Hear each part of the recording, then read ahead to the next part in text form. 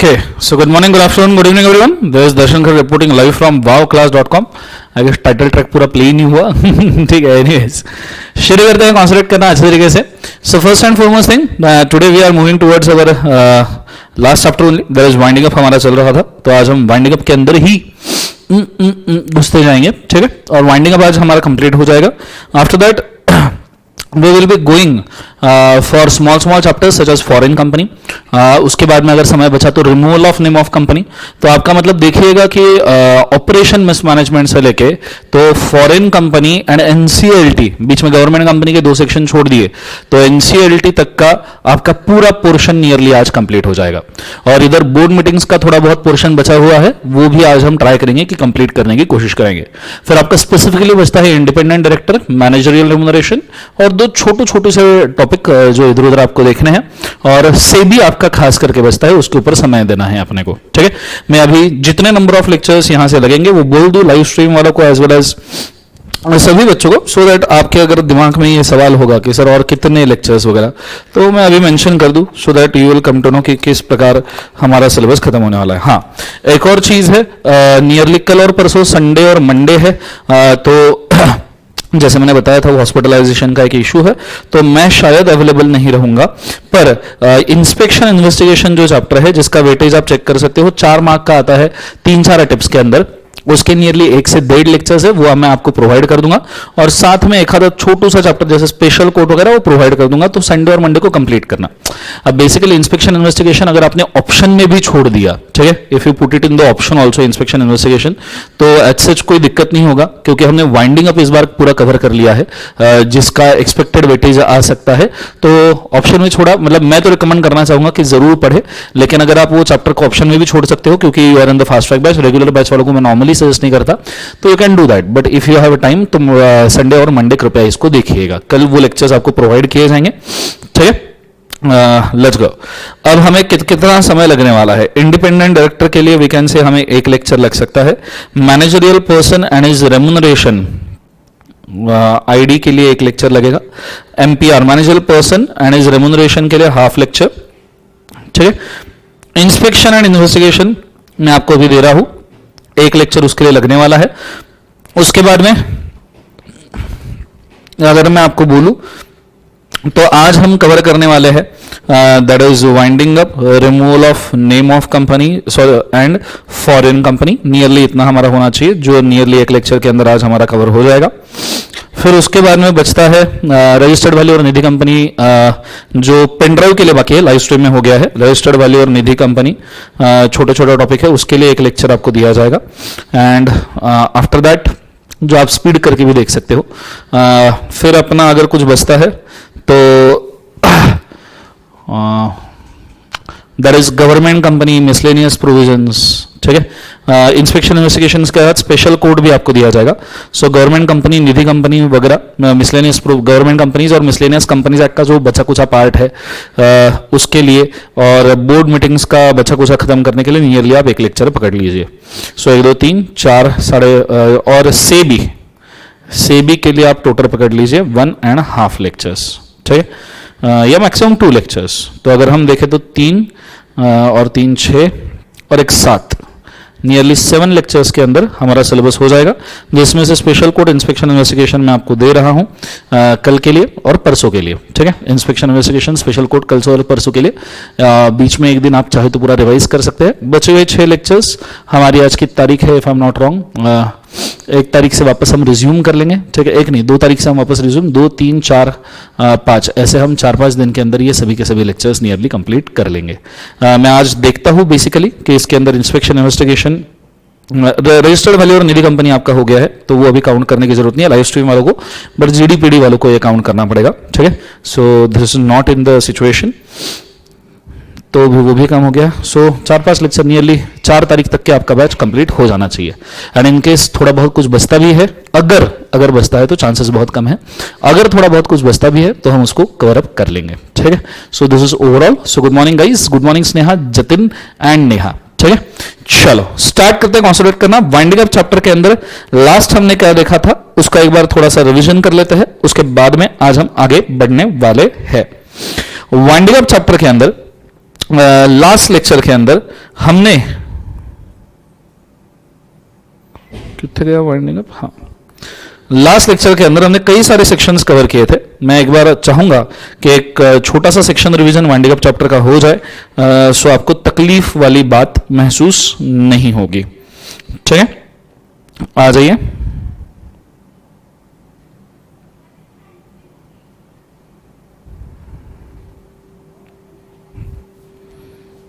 Okay, let's go.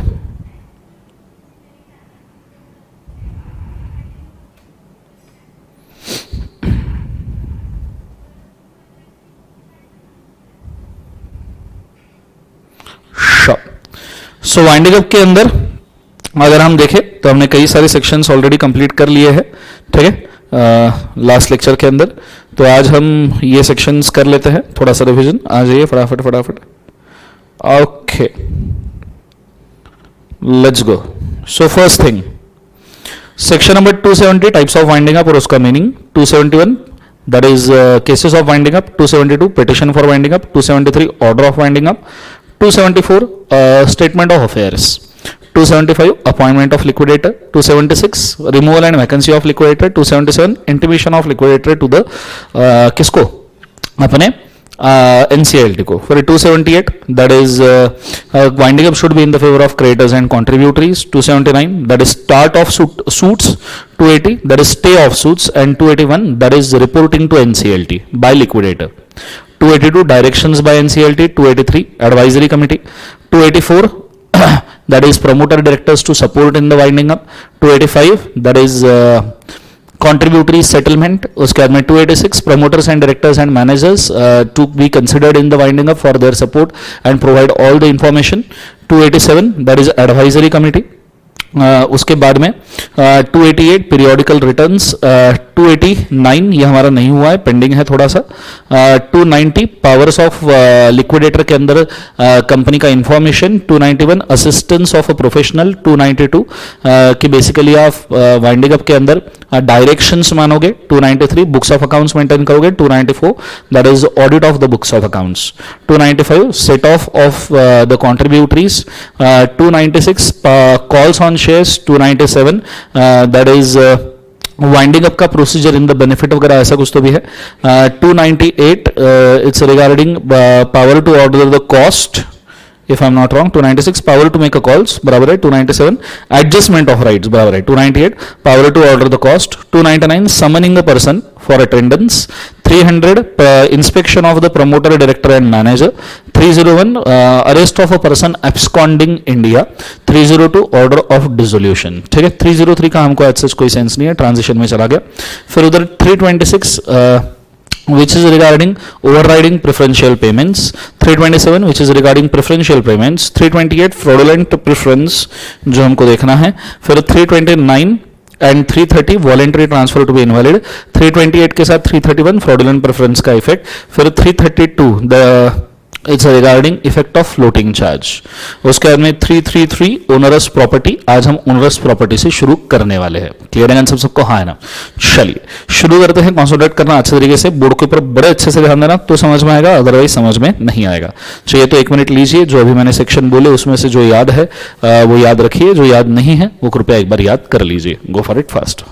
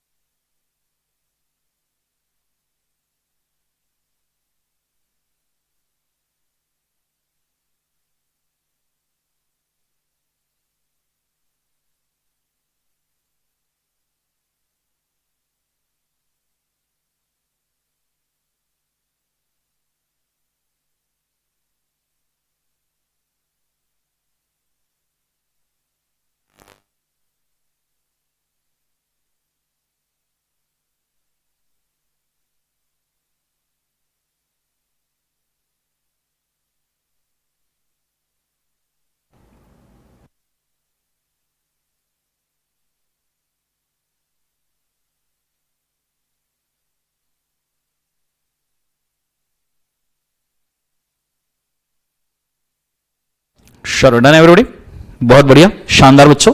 सो अभी हम start करने वाले हैं सेक्शन नंबर 333 के साथ, ओनरस प्रॉपर्टी के साथ में। पूरा ध्यान मुझे बोर्ड के ऊपर चाहिए, कॉन्सेंट्रेट करना डबल ट्रिपल तो समझ में आएगा, अदरवाइज भाई साहब मुश्किल है। Ready?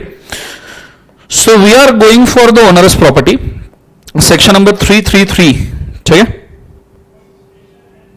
Disclaimer of the onerous property, ठीक है। इसके लिए मैं आपको डायग्राम से समझा दूंगा पूरी चीज और फिर उसके बाद में आगे बढ़ेंगे, ठीक है। Let's go. ओनरस प्रॉपर्टी का मतलब होता है ऐसी प्रॉपर्टी जो असेट तो है पर एक्चुअल में है लाइबिलिटी। कि भैया हमारे पास में वो असेट के फॉर्म में है, हमारे बैलेंस शीट में असेट के फॉर्म में दिख रही है, पर एक्चुअली वो है लाइबिलिटी। उसको क्लियर करवाना है, उसको ठीक करवाना है, उसके साथ जो भी करवाना है हमको खर्चा पड़ जाएगा प्रॉपर्टी से ज्यादा। ऐसे प्रॉपर्टी को कहा जाता है ओनरस प्रॉपर्टी। जैसे मेरे पास एक असेट है, वो असेट के ऊपर गुंडों ने, पॉलिटिशियन ने कब्जा कर लिया है और वो मांग रहे हैं 50, 60, 70 लाख रुपए, असेट की वैल्यू ही 20, 30 लाख रुपए है। ये हो गया ओनरस प्रॉपर्टी। कब्जा किया हुआ प्रॉपर्टी, रिपेयर मेंटेनेंस लगने वाला प्रॉपर्टी, लिटिगेशन में फंसा हुआ प्रॉपर्टी, ऐसे प्रॉपर्टी को ओनरस प्रॉपर्टी बोला जाता है। So asset incurring income keep such as an asset and liquidate, ठीक है। जो असेट इनकम दे रही है उसको असेट करके रखिए और लिक्विडेट कर दीजिए। पर असेट अगर लॉसेस इनकर कर रही है, प्रॉब्लम क्रिएट कर रही है, तो डिस्क्लेम सच प्रॉपर्टी। डिस्क्लेम का मतलब होता है डिसोन सच प्रॉपर्टी, छोड़ दो उसे। 12 मंथ्स फ्रॉम वाइंडिंग अप, अगर वाइंडिंग अप ऑर्डर से 12 महीने के अंदर अवेयर होते हैं तो 12 मंथ्स फ्रॉम वाइंडिंग अप, या फिर जिस दिन अवेयर होते हैं वहां से 12 महीने, मतलब एक तो वाइंडिंग अप से 12 महीने या जिस दिन अवेयर होते हैं वहां से 12 महीने, whichever is later date तक के any person interested in such a property or the asset incurring loss because of disclaimer he can apply to NCLT. मतलब जिस दिन अवेयर होते हैं और हम बोलते हैं कि डिस्क्लेम हम कर रहे हैं, वहां से 12 महीने तक या वाइंडिंग अप से 12 महीने तक हमने प्रॉपर्टी डिस्क्लेम कर दिया, तो जो भी पर्सन इससे अफेक्ट हो रहा है वो एनसीएलटी को अप्लाई कर सकता है कि भैया ये प्रॉपर्टी डिस्क्लेम कर रहे हैं, मुझे लॉस हो रहा है पर इस डिस्क्लेमर से, ठीक है। ये चीज को याद रखना। जैसे आपकी लीज होल्ड प्रॉपर्टी है, लीज रेंटल आपने पे कर दिया और आपने प्रॉपर्टी डिस्क्लेम कर दी, ओरिजिनल ओनर कोई ऑन है, तो ऑब्वियसली उसको लॉस हो सकता है इस सिचुएशन में, ठीक है, क्योंकि आप प्रॉपर्टी डिस्क्लेम कर रहे हो। So he can apply for the disclaimer within 28 days. NCLT यहां पे ऑर्डर पास करेगा। एक तो एनसीएलटी ऑर्डर पास करेगा कि डिस्क्लेमर कंटिन्यू कीजिए, आप प्रॉपर्टी को छोड़ दीजिए, या एनसीएलटी बोलेगा कि आप प्रॉपर्टी को डिस्क्लेम ना कीजिए, उसको लिक्विडेटर को देके लिक्विडेट करवा दीजिए। If no order is pass, NCLT ने कोई भी ऑर्डर पास नहीं किया, साइलेंट, नॉन डिस्क्लेमर डिस्क्लेमर दोनों पास नहीं किया, साइलेंट है एनसीएलटी, तो ऐसे सिचुएशन में ऐसा माना जाएगा कि डिस्क्लेमर एक्सेप्ट हो गया है। मतलब ऑर्डर पास किया डिस्क्लेमर का तो भी डिस्क्लेमर है, और अगर साइलेंट रहा तो भी डिस्क्लेमर है, ठीक है, साइलेंट रहा तो भी डिस्क्लेमर है। ऐसे केस में अगर कोई इंटरेस्टेड पर्सन है तो उसको प्रॉपर्टी दे दी जाएगी, मतलब डिस्क्लेम, कंपनी ने तो डिसोन कर दी, अगर कोई इंटरेस्टेड पर्सन है उसको प्रॉपर्टी दे दी जाएगी, उसको यूज के लिए दी जाएगी, या उसको ट्रस्टी के पास दे दिया जाएगा, ट्रांसफर ऑफ टाइटल किया जाएगा, क्योंकि अगर इसको हम क्लेम करने गए तो हमको बहुत खर्चा हो सकता है। और फिर उसके बाद में अगर लीज होल्ड लैंड है, अगर ये lease hold land, lease hold property है, तो सबसे पहले transfer leave with all the rights and liability, ठीक है, ट्रांसफर लीज बोलना चाहिए, ट्रांसफर लीज, जितना भी लीज है वो ट्रांसफर करो और with rights and liabilities original owner को। Give property to owner with compensation, अगर लीज में रेंटल एग्रीमेंट में अगर कोई कंपेंसेशन लिखा है तो उसके साथ में प्रॉपर्टी आप ओनर को वापस कर दीजिए। This is how the disclaimer of onerous property is done. वापस से एक बार रिवाइज करवा देता हूं। ऐसी प्रॉपर्टी जिससे लॉस हो रहा है, जिससे खर्चा बढ़ रहा है, जिससे प्रॉब्लम क्रिएट हो रहा है, जिससे आएगा कुछ नहीं पर जाएगा बहुत ज्यादा, ऐसी प्रॉपर्टी को आप डिस्क्लेम कर सकते हो। जैसे ही आप डिस्क्लेम करोगे, वाइंडिंग अप से 12 महीने या जिस दिन अवेयरनेस आया है, डिक्लेयर किया है, वहां से 12 महीने के अंदर कोई भी पर्सन जो इंटरेस्टेड है ऐसे सच प्रॉपर्टी में, एनसीएलटी को अप्लाई कर सकता है कि ये प्रॉपर्टी डिस्क्लेमर से उसे डैमेज है। एनसीएलटी 28 डेज में ऑर्डर पास करेगा, एक तो आप डिस्क्लेम कर दो, नहीं तो नहीं कर दो। अगर एनसीएलटी साइलेंट है तो भी डिस्क्लेमर माना जाएगा, नहीं डिस्क्लेम करते तो लिक्विडेटर उसको लिक्विडेट कर देगा, क्योंकि असेट तो लिक्विडेटर ही लिक्विडेट करता है। फिर इंटरेस्टेड पर्सन अगर कोई है तो उसको प्रॉपर्टी दे दिया जाएगा, यूज के लिए दे दिया जाएगा, उसके ट्रस्ट वगैरह को वेस्ट किया जाएगा, मतलब उसका कोई ट्रस्ट है तो ट्रस्टी को दे दिया जाएगा। टाइटल ट्रांसफर होगा।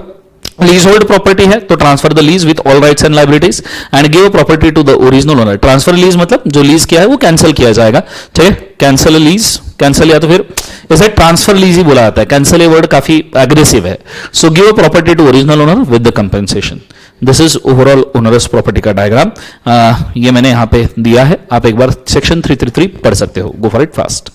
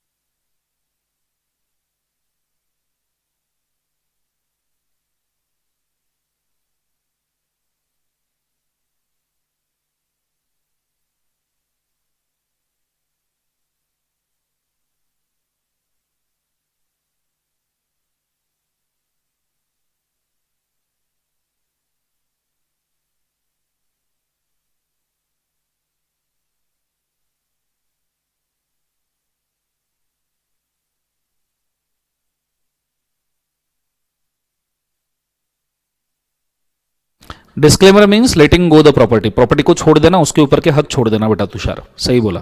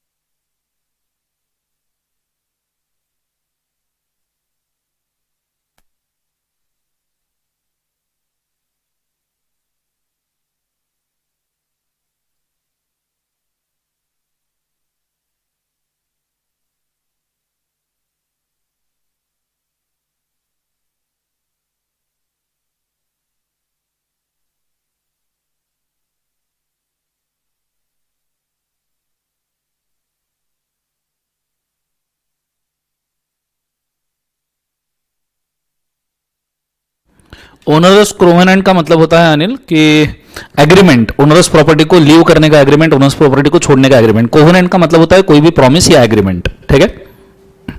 रीड करना हो जाए डन कर दीजिए प्लीज।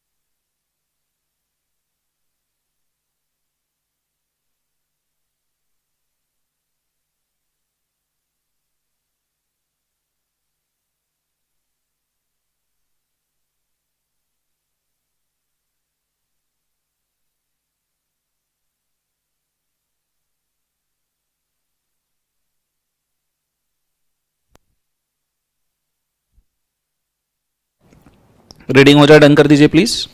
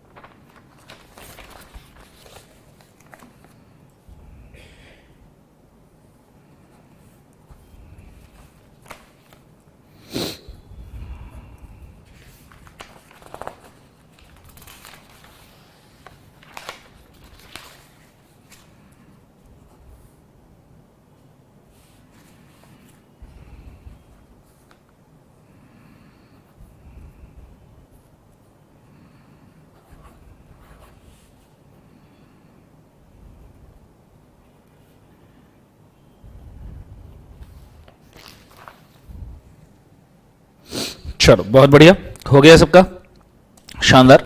सेक्शन 333 होने के बाद में अब मैं जा रहा हूं सेक्शन 334 और 335 पे। बहुत दोनों सिंपल सेक्शन है।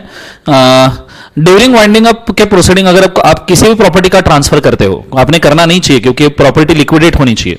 So during winding up proceeding आप किसी भी प्रॉपर्टी का ट्रांसफर करते हो या किसी भी प्रॉपर्टी को अटैच या एग्जीक्यूशन करते हो, तो ऐसे सिचुएशंस के अंदर ये वैलिड नहीं होगा without the order of liquidator और द एनसीएलटी, क्योंकि ये आपने करना भी नहीं चाहिए। मैनेजमेंट लिक्विडेटर एनसीएलटी के हाथ में, और कौन सी प्रॉपर्टी ट्रांसफर करनी है और कौन सी प्रॉपर्टी यूज करनी है ये खुद लिक्विडेटर एनसीएलटी डिसाइड करता है। सो ये चीज को याद रखिएगा और इन सेक्शंस को थोड़ा होमवर्क में पढ़िएगा, छोटे से सेक्शन है। अगला आता है 336, offence by officers of the company. Normally company के सिचुएशन में अगर कोई ऑफिसर्स वगैरह है तो कौन कौन से टाइप के ऑफेंस कर सकते हैं, ठीक है। जैसे लिक्विडेटर को असेट डिस्क्लोज ना करे, फर्स्ट मतलब जो असेट है वो डिस्क्लोज ना करे और खुद छुपा ले। कंपनी के लैपटॉप्स वगैरह एम्प्लॉइज के पास होते हैं, कंपनी के कई सारे पासकोड्स एम्प्लॉइज के पास होते हैं, तो ऐसे सिचुएशन में वो छुपा ले। प्रॉपर्टी उनको डिलीवर ना करे पूछने के बाद भी, कई बार लैपटॉप है, कंपनी की गाड़ी है, कंपनी की स्कूटर है, कंपनी की कार है, कंपनी की प्रॉपर्टी है, कंपनी का फ्लैट है, ये क्वार्टर्स है, वो आप डिलीवर नहीं कर रहे। No delivery of the books and paper, आपके पास जो बुक्स एंड पेपर्स है, अकाउंट्स है, वो आप डिलीवर नहीं कर रहे हो। Non delivery of the information, कोई भी इंफॉर्मेशन आप डिलीवर नहीं कर रहे हो। मटेरियल ओमिशन, जो बता रहे हो उसके अंदर जानबूझ के जो काम की चीज है वो नहीं बता रहे हो। Prevent production of books and paper, किसी को अवॉइड कर रहे हो बुक्स एंड पेपर्स प्रोड्यूस करने से पहले। और फिक्टिशियस लॉसेस और एक्सपेंसेस दिखा रहे हो, जैसे तुम आर्टिकल चिप के अंदर पेट्रोल अलाउंस लगाते हो, चलते हो 5 किलोमीटर, लगाते हो 50 किलोमीटर का, उसी के ऊपर तो तुम्हारा स्टाइपेंड बढ़ते जाता है। मेरे को मालूम है तुम जीवन में क्या करते हो नालायक लोगों। फिर फॉल्स रिप्रेजेंटेशन, अगर कोई फॉल्स रिप्रेजेंटेशन देते हो तो ऐसे सिचुएशन में ऑफिसर्स एंड एम्प्लॉइज ये रिस्पॉन्सिबल हो जाएंगे for the purpose of the penalty, ठीक है। और ऐसे केसेस में उन्होंने पेनल्टी यहां पे मेंशन करके रखा हुआ है, which imprisonment for a term which shall not be less than 3 year, 3 साल का जेल है, 3 इयर्स जेल, एंड विच में एक्सटेंड टू 5 years ऑल्सो, तो 3 to 5 years का जेल है। And fine which is 3 lakhs to 5 lakh, और 3 लाख से लेके 5 लाख तक का फाइन है, ये यहां पे बोला गया है, ठीक है। पर आपने देखना ऊपर भी, मतलब ये जो पेनल्टी है, ये जो मैंने अभी पेनल्टी लिखी है, थोड़ा सा इसके अंदर मैं डिवीजन करवा दूं और इस पेनल्टी को थोड़ा अच्छे से भी बता दूं। मेरे पास आई गेस इसका एक छोटा सा डायग्राम होगा, let me first search, it should be there. मेरे को याद आ रहा है कि मैंने ड्रॉ करके रखा हुआ था, should be there, should B,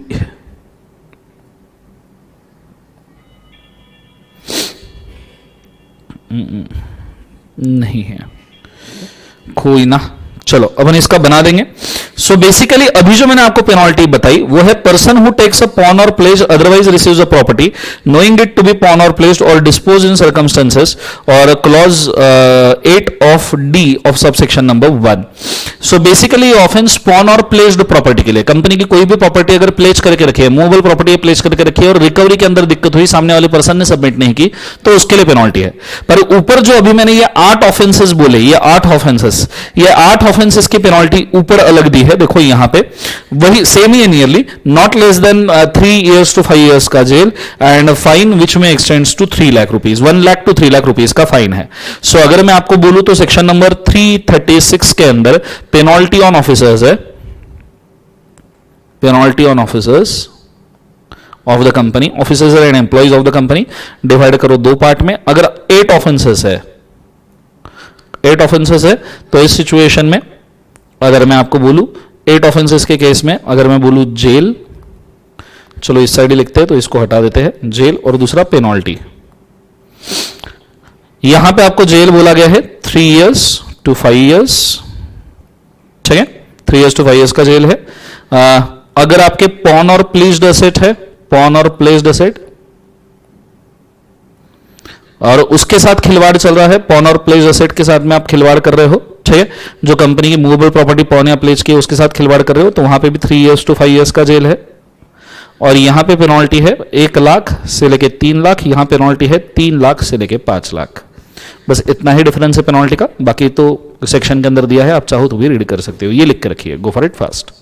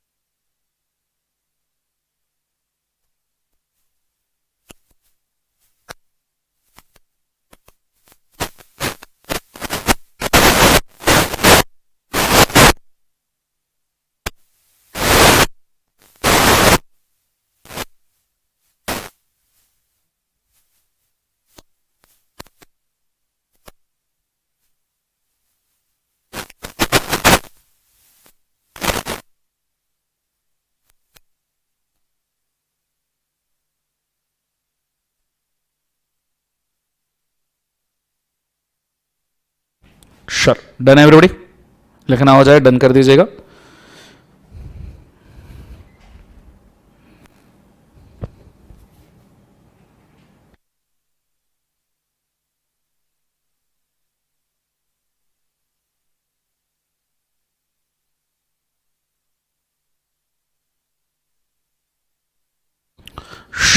सो 336 अगर आपका हो चुका है तो अगला है 337 से लेकर 343, ये सेक्शन डिलीटेड है, आईसीआई के मटेरियल से डिलीटेड है। इसका नोटिफिकेशन अगर आपको चेक करना है तो यूट्यूब के ऊपर जो वीडियो मैंने डाला है इसके डिलीशन का, वो आप चेक कर सकते हो, ठीक है। उसके अंदर आईसीआई का मटेरियल भी दिया है जिससे डिलीशन का स्टेटमेंट आया है। फिर 344 से लेकर 348, this is regarding statement of the company in liquidation. Liquidation के केस में कंपनी क्या क्या स्टेटमेंट देती है वो यहां पे ब्रीफ में दिया है। 344 statement of liquidation, 345 books and papers to be an evidence, 346 inspection of books and paper, 347 disposal of books and papers and 348 information as to pending liquidation. ठीक है, छोटे छोटे छोटे छोटे सेक्शन से फटाफट फटाफट इनको रीड करते हैं। आ जाइए, स्टेटमेंट ऑफ वाइंडिंग अप, इसके अंदर क्या है, when a company is being bound up, जब कंपनी वाइंड अप हो रही है, whether by tribunal voluntarily every invoice, ठीक है, whether by tribunal order or voluntarily, every invoice, order of the goods or the business letter issued by or on behalf of company, a company liquidator of the company or a receiver of the company manage the property of the company, being a document on which the name of the company appears, shall contain the statement that company is being bound up। मतलब हर document के ऊपर जो liquidator company communicate कर रही है, हर document के ऊपर आपको यह लिखना है कि कंपनी वाइंड अप हो रही है। इसका सिनॉप्सिस साइड में सिंपल में लिखिए, on every document, on every official document, on every official document, company it shall be mentioned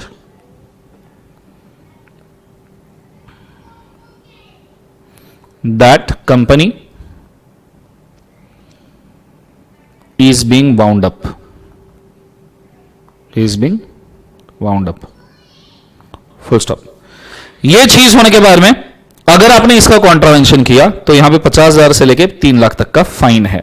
ये होने के बाद 345 books and papers of the company to be evidence, जितने भी बुक्स एंड पेपर्स वगैरह है वो सब एविडेंस माने जाएंगे और उसको ही सच माना जाएगा। आगे 346 inspection of books and papers by creditor, books and papers अगर क्रिएटर चाहे तो और कॉन्ट्रीब्यूटरी भी चाहे तो बहुत अच्छे से इंस्पेक्ट कर सकते हैं और आपको इंस्पेक्शन के लिए उनको ये अलाउ करना पड़ेगा, ठीक है। नो इफेक्ट, हाँ अगर क्रिएटर कॉन्ट्रीब्यूटरी को हम इंस्पेक्शन अलाउ कर रहे हैं इसका मतलब ये नहीं कि बाकी लोगों के इंस्पेक्शन के राइट्स चले गए। क्रिएटर कॉन्ट्रीब्यूटरी को एडिशनल राइट है, ओरिजिनल राइट्स तो भैया CG, SG, authority, officer, tribunal वगैरह इन सबका तो है ही है, मतलब ये इनबिल्ट इंस्पेक्शन कर सकते हैं। यहां सिर्फ क्रिएटर कॉन्ट्रीब्यूटरी को एडिशनल राइट दिया है। फिर अगला वाला disposal of the books and papers बोला गया है, disposal of the books and paper after expiry of 5 years from the dissolution of company. जब आपकी कंपनी डिसॉल्व हो जाएगी उसके बाद में आप 5 साल बाद आप बुक्स एंड पेपर्स डिसॉल्व कर सकते हो, ठीक है। No responsibility shall devolve on a company, company liquidator और एनी पर्सन, ठीक है, जिसके कस्टडी में बुक्स एंड पेपर्स है। आफ्टर 5 years उनके ऊपर कोई भी लाइबिलिटी इस वजह से नहीं आएगा कि भाई बुक्स एंड पेपर्स कहां है, क्योंकि 5 years के बाद आप उसको डिस्पोज कर सकते हो, ठीक है। सेंट्रल गवर्नमेंट इस बारे में रूल बना सकती है, payment for such a period, CG अगर चाहे तो ये टाइम लिमिट एक्सटेंड कर सकती है और साथ में क्रिएटर और कॉन्ट्रीब्यूटरी को रिप्रेजेंटेशन अलाउ कर सकती है कि बुक्स एंड पेपर्स और समय के लिए क्यों रखे जाए। अगर इसका कॉन्ट्रावेंशन करते हो तो ऐसे केसेस में 50,000 तक का फाइन लग सकता है। बस यही है आपका सेक्शन नंबर 344, 345, 346, 347, ठीक है। 4 सेक्शन है, छोटे छोटे हैं। फिर 348 से लेके अगेन 351 ये डिलीटेड है, 351 तक के डिलीटेड है। ये 4-5 सेक्शन इंस्टीट्यूट ने डिलीट किए हैं, सेम यूट्यूब वीडियो है, आप चाहिए तो चेक करोगे, वहां नोटिफिकेशन भी आपको मिल जाएगा। अगला है company liquidation dividend and undistributed account, इसको स्टार मार्क करना। वाइंडिंग अप के एंड के पोर्शन में काफी इंपॉर्टेंट वाला एरिया है, भले एंड का पोर्शन है, हे मां शक्ति मां, भले इंपॉर्टेंट वाला एरिया है तो इसको स्टार मार्क कृपया करके रखिए, काफी इंपॉर्टेंट वाला एरिया है, ठीक है। बच गया। अब company dividend and liquidation account क्या है ये मैं आपको समझाता हूं, ठीक है, बड़े अच्छे से ध्यान देना। नॉर्मली जब हम डिविडेंड वर्ड यूज करते हैं तो डिविडेंड वर्ड का एक अलग मीनिंग आता है कि भाई साहब return on share capital of the company, ठीक है। सो मैं साइड में डिविडेंड वर्ड का पहले मीनिंग लिखना चाहूंगा, इससे आप कंफ्यूज ना हो जाओ इसलिए। सो डिविडेंड की जब हम बात करते हैं बच्चों, उसको 2 पार्ट में हम डिवाइड करेंगे। नॉर्मली हमारे लिए डिविडेंड वर्ड का मीनिंग क्या है बच्चों? नॉर्मली हमारे लिए डिविडेंड वर्ड का मीनिंग क्या है? Return on capital of company. ठीक है, अभी वाइंडिंग अप चैप्टर में खास करके ये जो सेक्शन 352 हम देख रहे हैं, इसके लिए डिविडेंड का मीनिंग क्या है? That is assets surplus over liabilities to be distributed to share holders. जो सरप्लस असेट लाइबिलिटी के ऊपर बचा है, जो आप शेयर होल्डर को डिस्ट्रीब्यूट कर सकते हो, उसे हम डिविडेंड कहते हैं। क्लियर है कंसेप्ट? अब डिविडेंड वैसे भी देखा जाए तो ये कैपिटल के ऊपर का रिटर्न ही तो है ना, एक एंगल में देखा जाए तो कैपिटल के ऊपर का रिटर्न ही है, इसलिए भी उसको डिविडेंड बोला जाता है। अब इसके अंदर क्या होगा? 352 में कंपनी का जब लिक्विडेशन होगा, असेट्स वगैरह सेल हो जाएंगे, तो लिक्विडेटर को पैसा मिलेगा। वो लिक्विडेटर वो पैसे को लाइबिलिटी के खिलाफ लगा देगा, और मतलब लाइबिलिटी के खिलाफ लगा देगा, उनको पूरा पे कर देगा। ठीक है, तो उनको एज ए डिविडेंड दे देगा, उनको एज ए पेमेंट कर देगा। और यहां पे जो शेयर रिफंड हो रहा है, ठीक है, उनको तो एज ए पेमेंट कर देगा, मैं यहां पेमेंट लिखना चाहूंगा। और यहां पे शेयर होल्डर को जो रिफंड हो रहा है उसे डिविडेंड बोला जाएगा। उसे क्या बोला जाएगा बोले के बाद? उसे dividend. So we will call it as a dividend. ठीक है, अगर ये 6 महीने तक अनपेड रहता है, कितने महीने तक अनपेड रहता है सब जन ध्यान दीजिएगा, कितने महीने तक अनपेड रहता है? 6 मंथ्स तक अनपेड रहता है।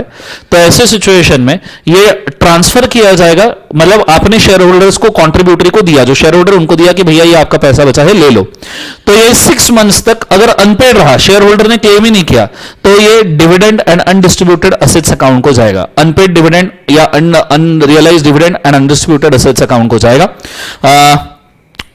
उस अकाउंट के अंदर बोला गया है who is a person, amount did not claim, details of the person, मतलब इसके अंदर इस अकाउंट में ट्रांसफर करते हुए बोला जाएगा कि कौन ये कॉन्ट्रीब्यूटरी है जिसका पैसा इसके अंदर पड़ा हुआ है, जिसने क्लेम नहीं किया। कितना अमाउंट उसने क्लेम नहीं किया ये उसके अंदर लिखा जाएगा। पर्सन, उसने कितना अमाउंट क्लेम नहीं किया, उसके डिटेल्स दिए जाएंगे, उसका क्लेम किस तरीके से प्रोसेस होगा ये दिया जाएगा, एक्सेट्रा। अगर किसी पर्सन को क्लेम करना है तो वह आरओसी को अप्लाई कर सकता है, और जैसे ही वो आरओसी को अप्लाई करेगा विद इन 60 डेज पेमेंट किया जाएगा पर्सन को। But if no one claims up to 15 years, 15 साल तक इसको कोई क्लेम नहीं करता है, तो ये general revenue account of central government को जाएगा, गवर्नमेंट ऑफ इंडिया के जनरल रेवेन्यू अकाउंट। यहां आईपीएफ नहीं है, बहुत सारे बच्चे इसको समझते हैं इन्वेस्टिगेशन प्रोटेक्शन फंड को जाएगा, नहीं, आईपीएफ में नहीं जाएगा, ये general revenue account of the central government के पास चला जाएगा। ये है आपके पूरे डिविडेंड का कच्चा चिट्ठा, इस चीज को आप कृपया याद रखिएगा। कंसेप्ट समझ में आया? अगर इनमें से किसी भी ट्रांसफर में कंपनी ने डिले कर दिया, किसी भी ट्रांसफर में कंपनी ने डिले किया, तो कंपनी को 12% पर एनम की यहां पे इंटरेस्ट पे करना पड़ेगा। जैसे यहां पे 6 मंथ्स के बाद अनपेड अकाउंट को ट्रांसफर करना था, इसमें डिले कर दिया, तो कंपनी विथ 12% इंटरेस्ट इस अकाउंट में अमाउंट डालेगी, और पेनल्टी और एक्सपेंसेस वो अलग से लगेंगे। यह है आपका section number 352 undistributed dividend assets account, जो मैंने मार्किंग की है, आप कर सकते हो, और सेक्शन को एक बार रीड कर लीजिए। गो फॉर इट फास्ट।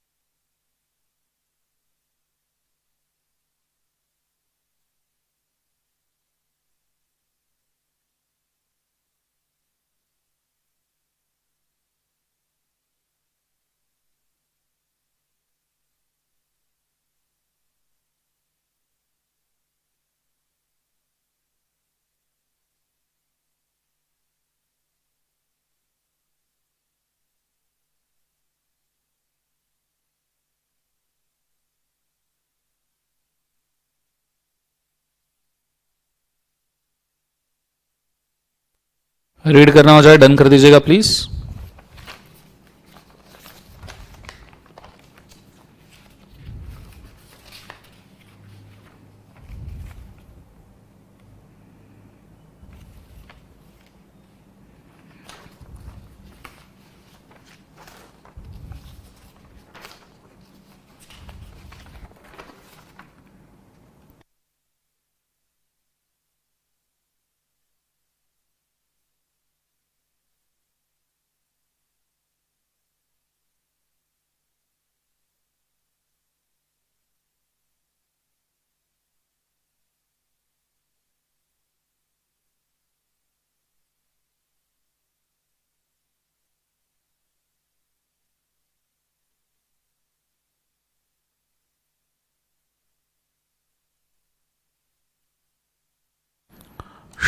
हो चुका है सबका एवरीबॉडी, बहुत बढ़िया। सो यहाँ पे आपका dividend and undistributed liquidation account हो गया। फिर उसके बाद में liquidator to make a return, liquidator यहाँ पे सेक्शन 353 में रिटर्न देगा।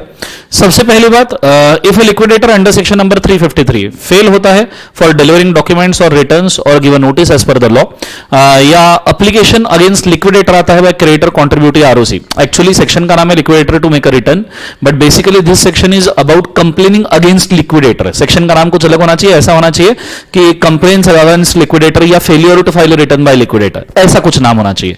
तो आप उसका नाम चाहे तो चेंज कर सकते हो, दैट इज अ फेलियर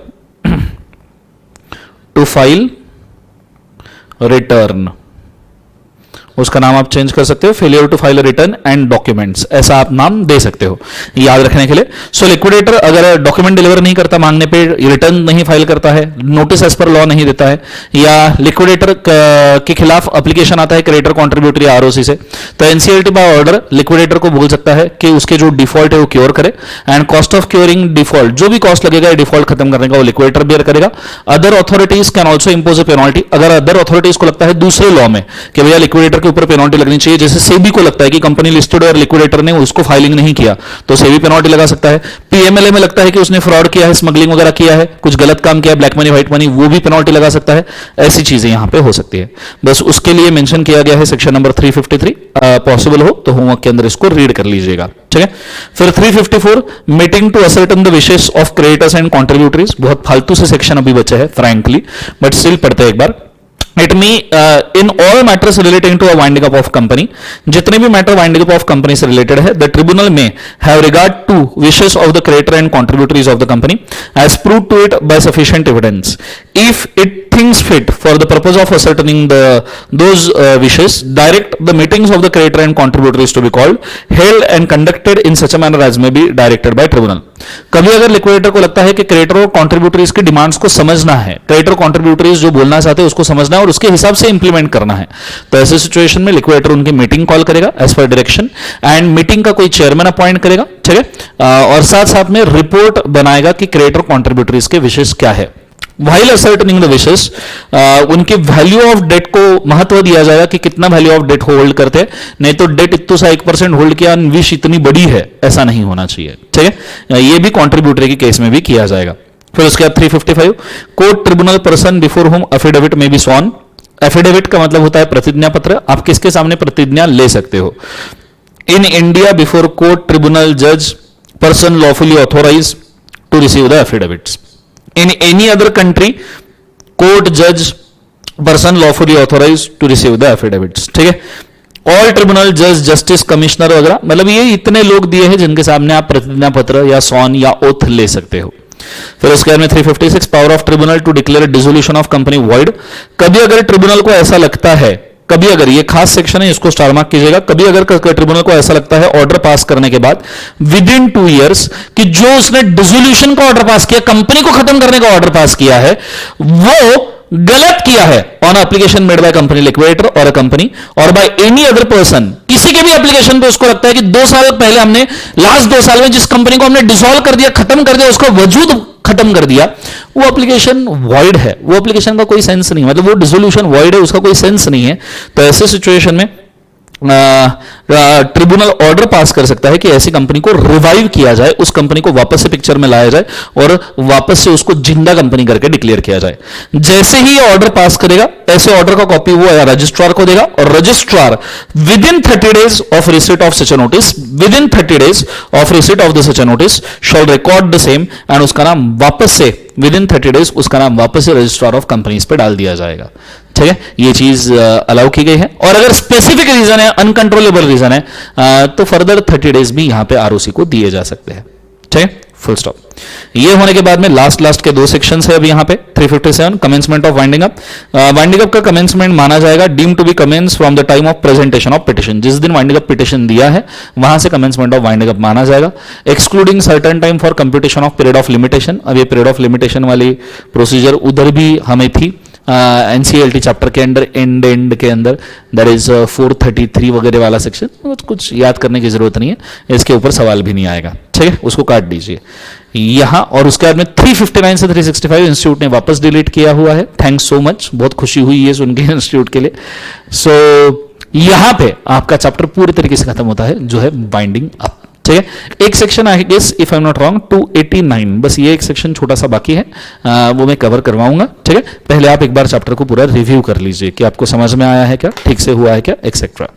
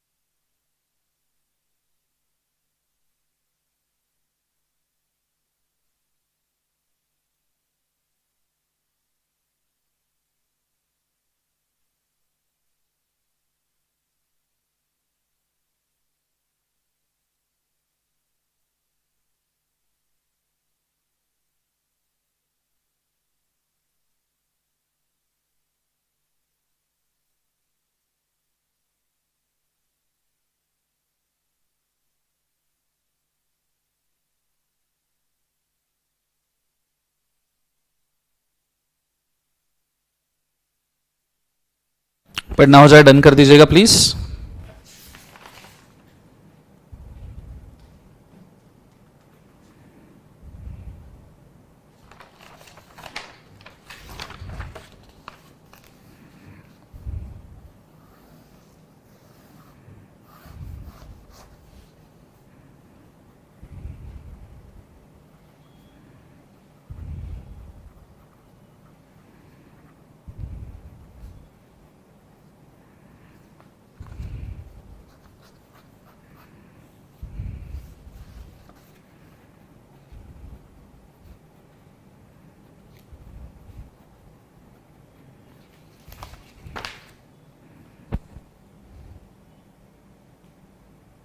हाँ 356 बेटा तुषार रेयर पॉसिबिलिटी ही है, बट ठीक है, अब सेक्शन बना के रखा है तो मानना पड़ेगा।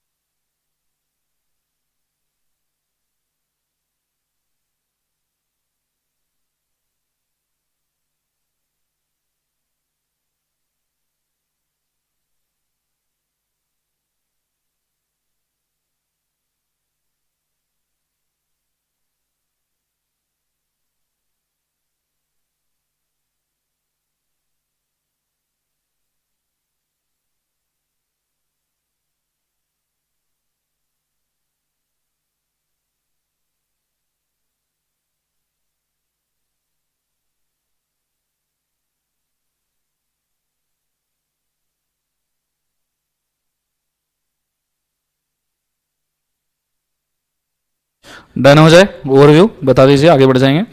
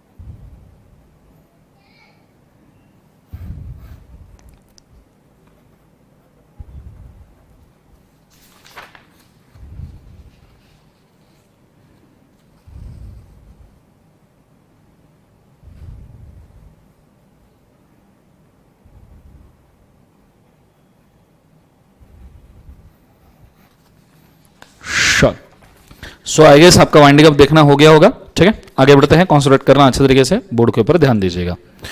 अब वाइंडिंग अप चैप्टर यहां पे कंप्लीट करने के बाद में मैं नेक्स्ट कंटेंट के ऊपर आपको लेके जाना चाहूंगा। एंड नेक्स्ट कंटेंट अभी जो हम कवर करने वाले हैं वो है फॉरेन कंपनी चैप्टर का। कौन से चैप्टर का बोले एक बार से? Foreign company. So I will ask you to please come to a foreign company chapter. और काफी छोटा सा चैप्टर है बट काफी इंपॉर्टेंट चैप्टर, नियरली आधे पौन घंटे के अंदर इसका डिस्कशन कंप्लीट हो जाएगा। तो सिर्फ बोर्ड के ऊपर ध्यान देते रहिए, ठीक है। पूरा बोर्ड के ऊपर ध्यान दीजिए तो ही समझ में आएगा, अदरवाइज भाई साहब समझ में आना मुश्किल है। Ready, let's go. So first and foremost thing, सबसे पहली चीज फॉरेन कंपनी चैप्टर है 379 से लेके 393। तो सबसे पहला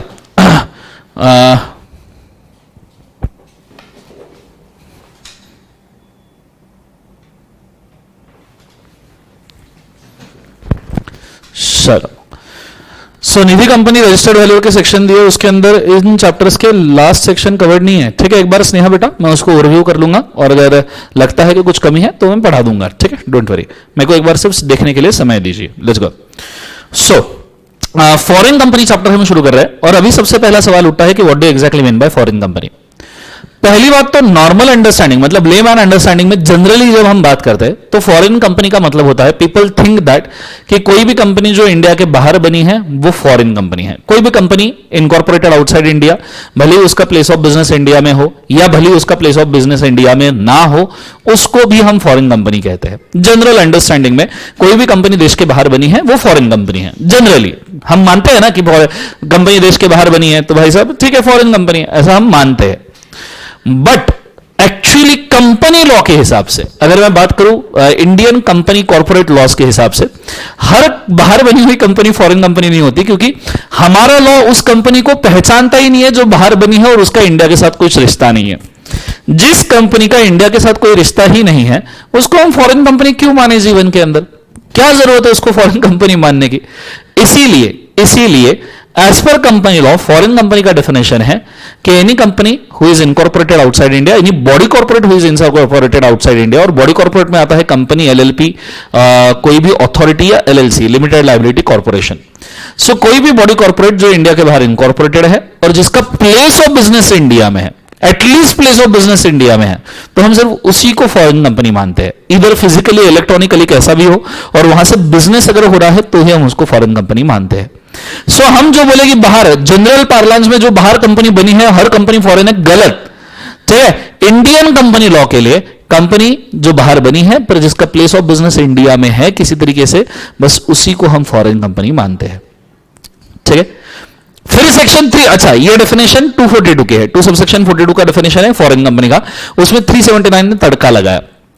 379 क्या बोलता है कि अगर कोई भी कंपनी है जो इनकॉर्पोरेटेड आउटसाइड है पर प्लेस ऑफ बिजनेस इंडिया है, incorporated outside place of business India, तो चलो यहां के लिए स्टेज 1 के लिए, स्टेप 1 के लिए वो फॉरेन कंपनी तो क्वालिफाई हो गई। स्टेप 1 में it is qualified to be a foreign company, qualified to be क्या बोले एक बार? Foreign company. ये क्वालिफाइड फॉरेन कंपनी हो गई कि incorporated outside India, place of business भाई साहब इंडिया के अंदर है, चलो qualified to be a foreign company.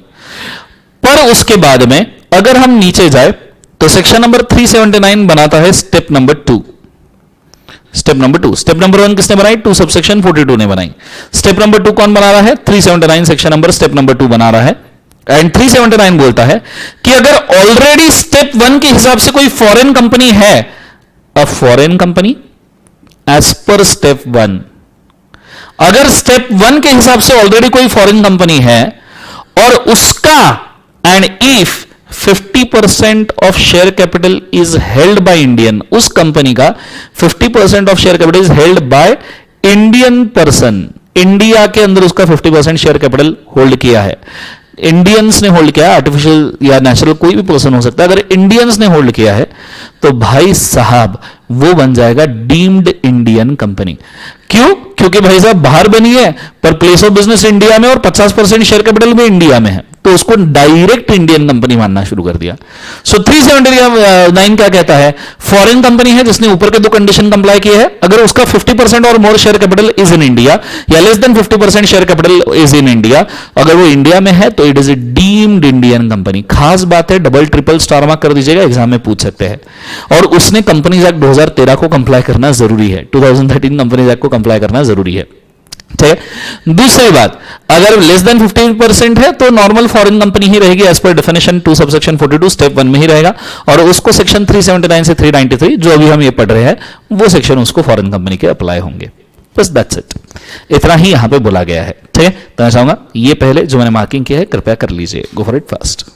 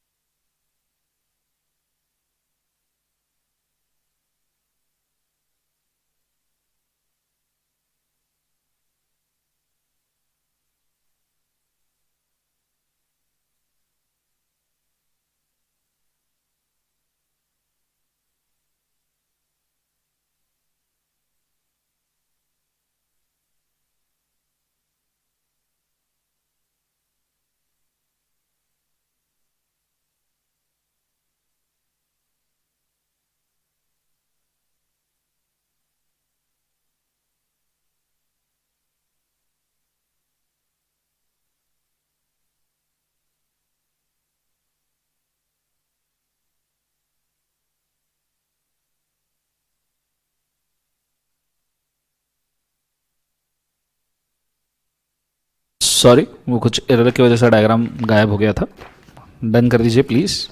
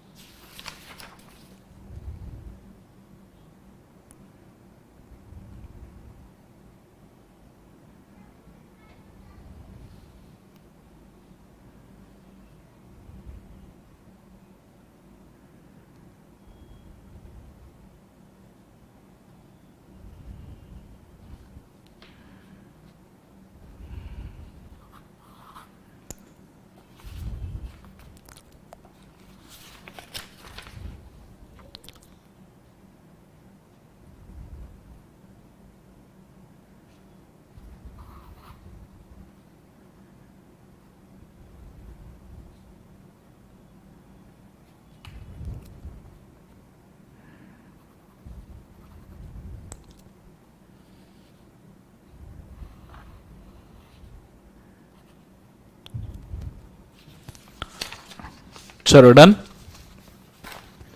Writing done हो जाए, डन बोल दीजिएगा प्लीज। ओके, बहुत बढ़िया। सो अभी हम जाते हैं इसके बाद में अंडरस्टैंडिंग के लिए कि भैया एग्जैक्ट फॉरेन कंपनी क्या होता है। कंडीशन इनकॉर्पोरेटेड इन फॉरेन, अगर इंडिया में इनकॉर्पोरेटेड तो इंडियन कंपनी है, अगर इनकॉर्पोरेटेड फॉरेन में है तो हम पूछेंगे प्लेस ऑफ बिजनेस कहां है, 50% शेयर होल्डर कहां है, फिर स्टेटस क्या है और लॉज एप्लीकेबल। अब कंपनी इनकॉर्पोरेटेड है समझो फॉरेन में, प्लेस ऑफ बिजनेस भी फॉरेन है, तो एंड 50% शेयर होल्डर इंडिया में है क्या, नहीं। स्टेटस क्या है, एनए, लॉज एप्लीकेबल एनए, ठीक है। Incorporated in foreign, place of business foreign है, 50% शेयर होल्डर कंपनी के, yes those are in India. तो ऐसे सिचुएशन में ये कंपनी के अंदर सिर्फ इंडियन पर्सन का इन्वेस्टमेंट है। किसी भी कंपनी में इंडियन पर्सन का इन्वेस्टमेंट हो तो वो इंडियन कंपनी नहीं हो जाता, ना ही वो इस चैप्टर के लिए फॉरेन कंपनी होता है। उसका स्टेटस फिर भी एनए रहेगा और लॉज एप्लीकेबल भी एनए रहेंगे। इनकॉर्पोरेटेड आउटसाइड है, प्लेस ऑफ बिजनेस इंडिया है, ये हुई फॉरेन कंपनी। अब 50% शेयर होल्डर का नहीं, तो ये प्योर फॉरेन कंपनी है, प्योर फॉरेन कंपनी जिसको 379 से 393 ये चैप्टर लगता रहेगा। इनकॉर्पोरेटेड आउटसाइड है, प्लेस ऑफ बिजनेस इंडिया में है, 50% शेयर होल्डर इंडिया में है क्या, यस, ये हुई भाई साहब हमारी कंपनी, इंडियन कंपनी, नाम के लिए सब बाहर बनी है पर एक्चुअली तो हमारी कंपनी है, कंपनीज एक्ट 2013 लगेगा। आइडिया क्लियर है? तो ये छोटे से मार्किंग है, ये आपको हेल्प करते रहेंगे, ठीक है। अब चाहिए थोड़ा सा लिख के रखिए, गो फॉर इट फास्ट।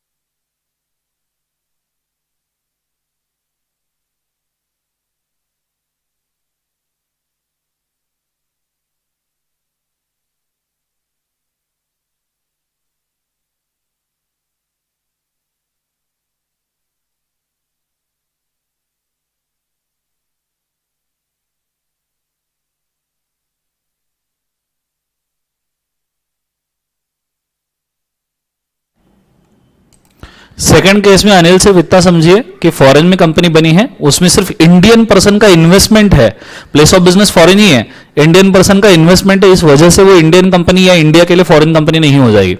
लॉ के लिए ऐसी कंपनी जो बाहर बनी है और सिर्फ इंडिया का शेयर होल्डिंग है, उसका कोई वजूद ही नहीं है, उसका कोई स्टेटस ही नहीं है। लॉ के लिए उस कंपनी का स्टेटस है जिसका प्लेस ऑफ बिजनेस इंडिया में है, ठीक है। ये चीज को याद रखिए। चलो, ये चीज होने के बाद में अब मैं बढ़ रहा हूं आगे। इलेक्ट्रॉनिक मोड ऑफ बिजनेस मतलब क्या है, अमेजॉन, फ्लिपकार्ट वगैरह एक्सेट्रा एक्सेट्रा, ये तो आपको पता ही है। टेलीकम्युनिकेशन, टेलीमीडिया, मार्केटिंग वगैरह, फलना ढकना सब वही है, ठीक है। उसके बाद में 379 में एप्लीकेशन है to act as a foreign company. कुछ एनालिसिस के क्वेश्चन करते, whether LLP is included, yes. What if the foreign company has place of business in India but does not conduct a business? अगर place of business है पर business नहीं कर रहा है तो उसे foreign company कहा नहीं जाएगा। दो कंडीशन चाहिए, electronic physical place of business चाहिए और वहां से बिजनेस भी होना चाहिए। Whether electronic place of business is also considered as a place of business, क्या इलेक्ट्रॉनिक प्लेस ऑफ बिजनेस को भी प्लेस ऑफ बिजनेस बोला जाता है? बिल्कुल बोला जाता है। That is also considered as place of business और उसको भी हमको एक्सेप्ट करना जरूरी है, ठीक है। ये होने के बाद what is the meaning of carrying a business in India? India में बिजनेस कैरी कर रहे हैं मतलब क्या है? तो इंडिया से आप जो भी आपका काम कर रहे हो, जो भी कंपनी का मेमोरेंडम का बिजनेस है वो आपने इंडिया में करना चाहिए। भले ही उससे सेल हो, बिजनेस हो या ना हो, भले ही वो चले या ना चले, भले ही लॉस हो, प्रॉफिट हो, भले ही एक कस्टमर भी ना आए, पर तुम दुकान उगड़ के तुमने खोल के तुमने बेचना शुरू करना है। अब दुकान मतलब एग्जैक्ट दुकान मत लेना, तुमने भाई तुम्हारा ऑर्डिनरी बिजनेस करना शुरू करना है, ट्राई तो भी करते रहना है, ठीक है। चलो ये है आपका सेक्शन नंबर 379। अब हम जा रहे हैं नेक्स्ट सेक्शन जो है सेक्शन नंबर 380। नाउ सवाल उठता है कि सेक्शन नंबर 380 किस बारे में है और सेक्शन नंबर 380 के अंदर क्या क्या कंटेंट दिया गया है। ठीक है, सो बोला गया है every foreign company shawl with in a period of 30 days of the establishment of its place of business. 30 दिन में जब से उसने प्लेस ऑफ बिजनेस एस्टेब्लिश किया है वहां से 30 डेज के अंदर हर फॉरेन कंपनी ने फाइल करना चाहिए a certified copy of the charter, statute, memorandum, article etcetera. जो भी फॉरेन कंपनी है उसने खुद का memorandum, article, MOA, AOA, bylaws, certificate of incorporation, मतलब पॉइंट नंबर 1 के अंदर सिर्फ बोला है कि भैया आपने दिल्ली आरओसी को यू शुड फाइल क्या क्या, एमओए, ये। दूसरा, अगर आपके बायलॉज होंगे तो बायलॉज मतलब internal code of conduct normally. तीसरा आपका सर्टिफिकेट ऑफ इनकॉर्पोरेशन। चौथा आपका लाइसेंस। पांचवा, अगर आपके पास आरबीआई का अप्रूवल है, सीजी का अप्रूवल है क्योंकि आप बाहर से आए हो तो वो आपको फाइल करना जरूरी है। ये पहला पॉइंट है। दूसरे पॉइंट के अंदर आप इंडिया में प्लेस ऑफ बिजनेस खोल रहे हो तो उसका एड्रेस हमको चाहिए, वो भी प्रिंसिपल प्लेस ऑफ बिजनेस। अगर आप 2-4 प्लेस ऑफ बिजनेस एक साथ खोल रहे हो तो ऐसे केस में प्रिंसिपल प्लेस ऑफ बिजनेस का हमें एड्रेस चाहिए। प्रिंसिपल मतलब मेन प्लेस ऑफ बिजनेस का।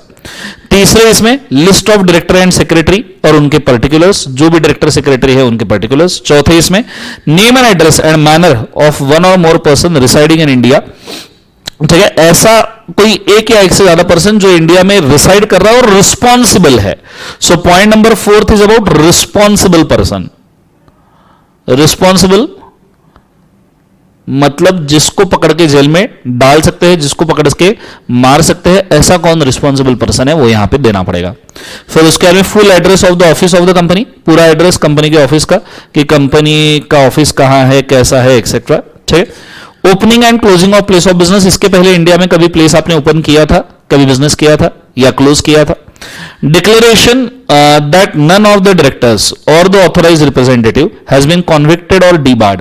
कोई भी डायरेक्टर या ऑथोराइज रिप्रेजेंटेटिव ये कॉन्विक्टेड नहीं है, डिबार्ड नहीं है, या any other information as may prescribed, या ऐसा कोई भी इंफॉर्मेशन जो सही लगता है वो आपको यहां पे फाइल करना जरूरी है। आई गेस ये आपको पता रहेगा। तो इतना इंफॉर्मेशन फॉरेन कंपनी के लिए यहां पे फाइल करना जरूरी है। फिर उसके बाद में अगर ये इंफॉर्मेशन, अच्छा ये इंफॉर्मेशन पूरा वाला आप कौन से फॉर्म में फाइल करोगे आरओसी को, दिल्ली आरओसी को, तो do you have to file it in FC1। ठीक है, FC form number 1, foreign company form number 1। अगर ये, अच्छा ये वाला सेक्शन कट कर दीजिएगा, ट्रांजिशन पीरियड है, सेक्शन 380 सब सेक्शन 2 कट कर दीजिएगा, ट्रांजिशन है। फिर उसके बाद में दूसरा वाला, अगर इस इंफॉर्मेशन में कभी कोई चेंज है, change in information, change in information, अगर कभी कोई चेंज है तो ऐसे केसेस में FC2 में आप विद इन 30 डेज ये भी इंफॉर्मेशन फाइल कर सकते हो। जो भी चेंज हुआ है वो आप फाइल कर सकते हो, ये मेंशन किया गया है सबसेक्शन 3 में। और फिर उसके बाद में कुछ रूल्स वगैरह दिए गए हैं कि इंफॉर्मेशन में क्या क्या क्या क्या डालना चाहिए, FC1 FC2 कब लगेगा, वो चाहिए तो आप रीड कर लीजिए। गो फॉर इट फर्स्ट।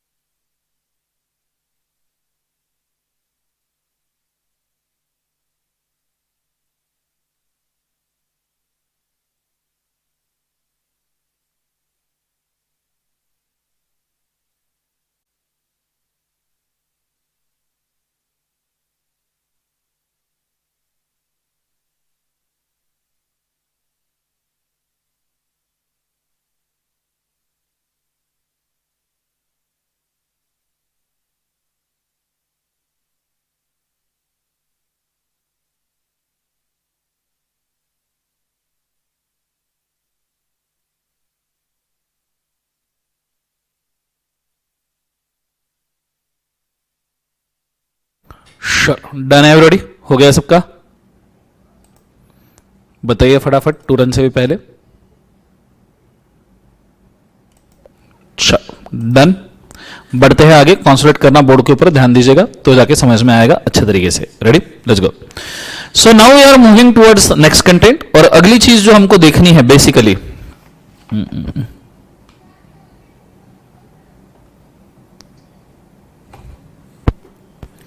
ओके,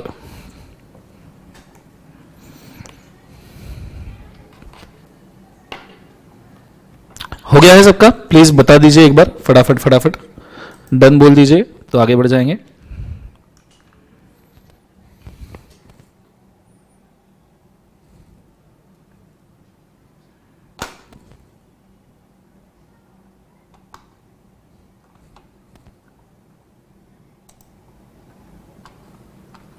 चलो, डन एवरीबॉडी?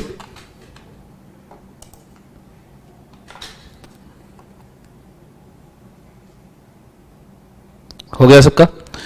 सो अभी हम यहां से बढ़ने वाले हैं आगे, और नेक्स्ट चीज हम जो यहां पे देखने वाले हैं that is regarding foreign company का, दैट इज FC1 हो गया, FC2 हो गया। इसके लिए मैंने 380 का एक फाइलिंग का भी डायग्राम देकर रखा है कि कौन कौन से डॉक्यूमेंट फाइल करने हैं उसके लिए। FC1 के अंदर आपको फाइल करने हैं 30 डेज के अंदर, that is list of board of director and company secretary, name and address of the person responsible and declaration. ये पर्सनल डॉक्यूमेंट है। रिगार्डिंग ऑफिस और place of business, full address of the registered office, head office, principal business, place of business, उसके बाद में old place of business open close का, और constitutional and other documents, MOA, COI, certificate of information, bylaws, other information, constitutional document, ये सब आपको देने हैं। तो मैंने उसको कैटेगराइज वाइज डिवाइड किया है। FC1 में आप ICI दिल्ली नहीं रे बाबा, ROC दिल्ली, ICI के पास मत फाइल करने जाना, खतरनाक एरिया है वो जीवन में, हाँ वहां नहीं जानेगा, ठीक है। Principal place of business Pune, अगर आपका प्रिंसिपल प्लेस ऑफ बिजनेस है तो दिल्ली, अगर आपका normal place of business Pune है तो पुणे, ROC को ये ऑप्शनल है, मतलब आपका दिल्ली को पहला फाइल करना है, फिर जहां पे आपका प्रिंसिपल प्लेस ऑफ बिजनेस है वहां ऑप्शनली आप फाइल कर सकते हो। चेंजेस इन अबाउट डिटेल अगर कभी होते हैं तो 30 दिन में फाइल करना है फॉर्म नंबर FC2 के अंदर। यह होने के बाद में अगला सेक्शन आता है 381, that is accounts of the foreign company, कि कौन से टाइप के अकाउंट्स यहां पे मेंटेन किए जाएंगे, उसके लिए यहां पे मेंशन किया गया है। एक छोटा सा चार्ट है, ये है चार्ट, पेज नंबर 12.10 के ऊपर चार्ट है, तो बड़े अच्छे से ध्यान देना। ऐसी सिचुएशन में आप कौन से अकाउंट्स मेंटेन करोगे, ये यहां पे बोला गया है। सबसे पहले maintain P&L and balance sheet of every place of business. इसके लिए आप मेरे साथ में एक्शन करो ऐसा 1, ठीक है, फिर करो ऐसा, फिर करो ऐसा, ठीक है। सो 1, मतलब पहले एक सिंगल प्लेस ऑफ बिजनेस के अकाउंट उस प्लेस ऑफ बिजनेस पे मेंटेन करो। पूरे इंडिया के अकाउंट्स, पूरे इंडिया के प्लेस ऑफ बिजनेस के account principal place of business पे मेंटेन करो। पूरे दुनिया के कंसोलिडेटेड अकाउंट्स ये इंडिया के प्रिंसिपल प्लेस ऑफ बिजनेस पे मेंटेन करो। सिंगल प्लेस ऑफ बिजनेस के उस प्लेस ऑफ बिजनेस में, पूरे इंडिया के प्रिंसिपल प्लेस ऑफ बिजनेस, मतलब इंडिया में 5-6 प्लेस ऑफ बिजनेस है, तो उसमें से जो मेन प्लेस ऑफ बिजनेस है वहां पे आप इंडिया के अकाउंट्स में मेंटेन करो, और पूरे दुनिया की जो अकाउंट्स है वो प्रिंसिपल प्लेस ऑफ बिजनेस पे कंसोलिडेटेड मेंटेन करना जरूरी है। ये चीज को आपने बड़े अच्छे तरीके से याद रखिएगा, ठीक है। फिर ये होने के बाद में 382 डिस्प्ले ऑफ द नेम आता है। आप चाहो तो ऊपर अकाउंट्स के लिए हालांकि रूल्स दिया है, जो मैंने रूल्स दिया है अकाउंट्स के लिए फॉरेन कंपनी के रिगार्डिंग रूल्स, ये जो रूल्स है ये काफी जनरल रीडिंग वाले हैं, ठीक है। और आप जो अकाउंट मेंटेन करोगे फॉर्म नंबर FC3 में मेंटेन करोगे। कौन से फॉर्म में मेंटेन करोगे? FC3 में। रूल्स के अंदर कुछ एडिशनल चीजें दी है, जैसे आपने रिलेटेड पार्टी ट्रांजैक्शन के अकाउंट सेपरेट मेंटेन करने चाहिए एज पर सेक्शन 188 RPT हमने देखा है, related party transaction. Repatriation register आपने मेंटेन करना चाहिए। रिपेट्रिएशन मतलब इंडिया से जितना पैसा आप वापस लेके गए, and fund transfer register, sorry India में आप कितना पैसा बाहर से लेके आए, repatriate to India, and fund transfer मतलब इंडिया से कितना पैसा बाहर लेके गए। ये सभी अकाउंट मेंटेन करो, इनका ऑडिट करेंगे हम लोग सीए में। Congratulation, yes. और फाइनेंशियल ईयर खत्म होने के बाद 6 महीने के अंदर स्टार मार्क कीजिएगा, 6 महीने के अंदर डॉक्यूमेंट ROC को फाइल हो जाने चाहिए। 6 मंथ्स के अंदर ये बोला गया है। यहां पे आपका 381 होता है खत्म regarding accounts of the foreign company. Clear है सबको? हाँ ना, ये चीज को बड़े अच्छे से याद रखिएगा। अब ये होने के बाद में हम अगले सेक्शन के ऊपर जा रहे हैं, जो है disclosures bye foreign company. Foreign company ने क्या क्या डिस्क्लोज करना चाहिए व्हाट आर द थिंग्स जो फॉरेन कंपनी यहां पे डिस्क्लोज करेगा, उसके लिए भी मैंने एक बहुत अच्छा डायग्राम बना के रखा है एज यू कैन सी। अगर मैं डिस्क्लोजर की बात करूं तो फॉरेन कंपनी ने तीन चीजें डिस्क्लोज करनी चाहिए। Three things you have to disclose. First thing कि आपके कंपनी का नाम क्या है। दूसरा, आपकी कंपनी दुनिया में से कहां पे बिलोंग करती है, अर्थ वाला लोगो दिया है तो दुनिया में कहां से बिलोंग करती है, कौन से कंट्री से बिलोंग करती है।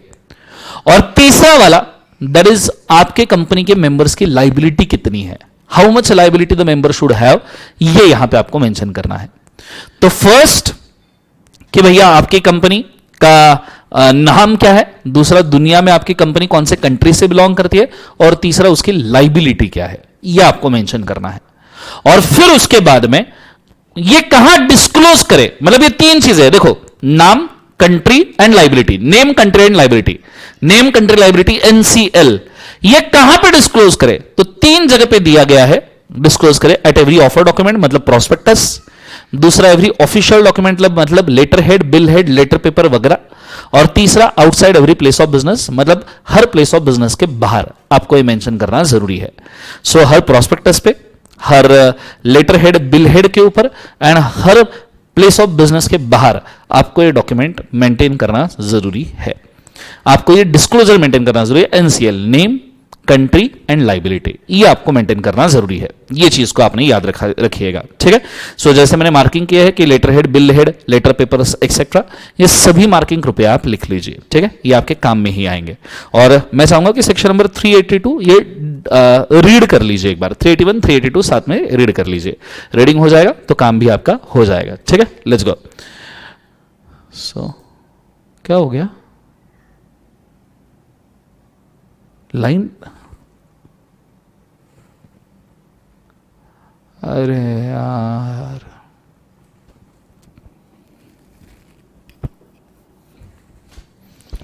कब गई है बेटा,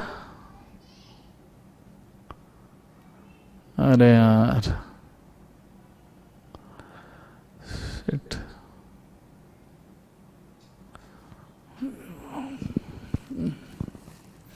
मैं कब से पढ़ा रहा हूं ऐसा,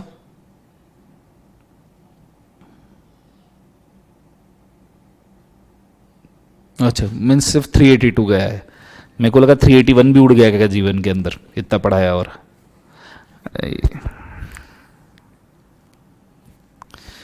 ठीक है, क्या करें अभी, आजा आजा, हाँ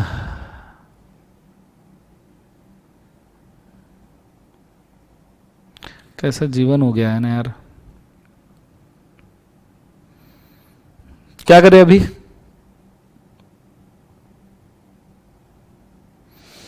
ठीक है,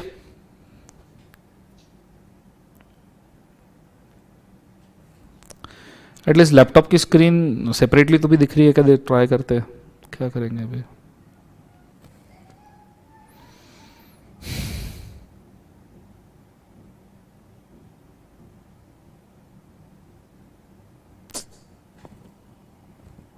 मेरे को समझ ही नहीं आ रहा क्या करे, मैं क्या बोलूँ तुमको जीवन में क्या करे तो। हेड,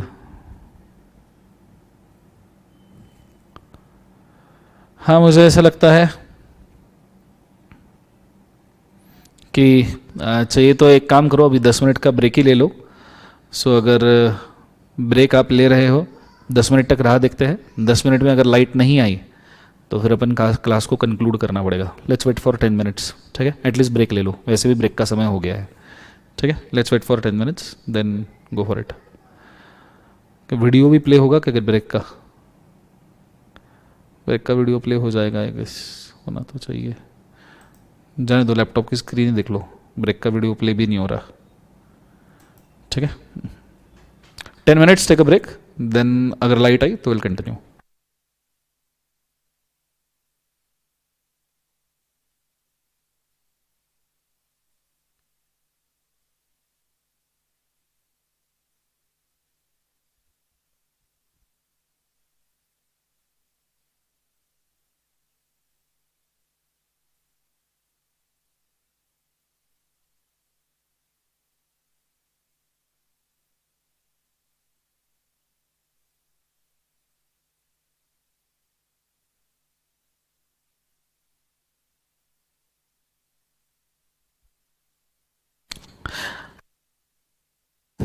लाइट सर आगे ही बोले लाइट स्क्रीन विजिबल हो गया, लाइट आई नहीं है, लाइट गई है ऑलरेडी। वो लैपटॉप के स्क्रीन का डायरेक्ट कनेक्शन सिस्टम में है, इसलिए लाइन जाने के बाद भी सिस्टम उसको कैच करते रहता है।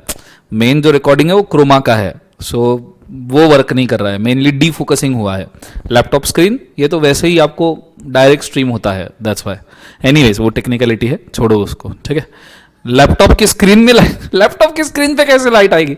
मेन इशू यहाँ के फोकसेस का है, स्टूडियो के फोकसेस और सिस्टम का है, और सिस्टम तो आवाज भी करना शुरू कर दिया है, ठीक है। 10 मिनट का ब्रेक लो, कंटिन्यू करो। लैपटॉप की स्क्रीन आपको दिखती रहेगी, ठीक है, पर वो मेरे साथ दिखना ज्यादा जरूरी है, ठीक है।